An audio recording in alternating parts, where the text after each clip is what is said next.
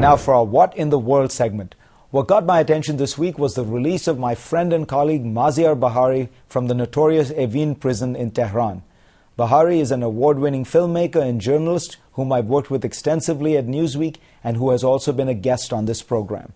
On June 21st, he was arrested in Tehran as he was reporting for Newsweek on that nation's strongly contested elections. During the almost 4 months he was detained, no formal charges were ever announced and he had no access to lawyers. He was put on, quote-unquote, a trial in August. As I said before in this space, it was at best a show trial like those put on by Stalin in the 1930s, an absolute mockery of jurisprudence. After posting bail last weekend, he was released and then later allowed to fly to London to his pregnant wife. Some say Maziar's release is a sign that the Iranian regime might be softening. Who knows why they finally came to their senses? What we do know is that the regime is under pressure. A suicide bomber struck near the Pakistan border. 5 senior officers of the elite Revolutionary Guard were among the more than 40 people killed. Now, this attack was remarkable because it was against an all-powerful political and military unit, but more importantly because of its method. Suicide bombings are just not part of Iranian culture.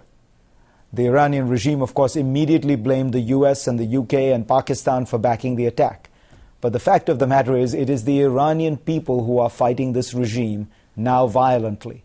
On the world front, after ignoring the international community's entreaties to come to the table on the nuclear issue for many months, Iran finally did.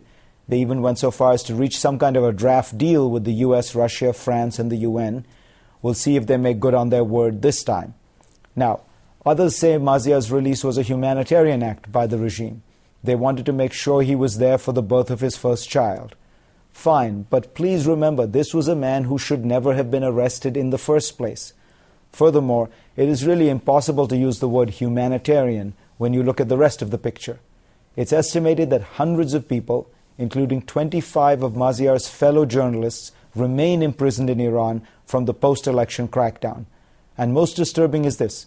The Iranians recently dropped a bombshell that was missed by many.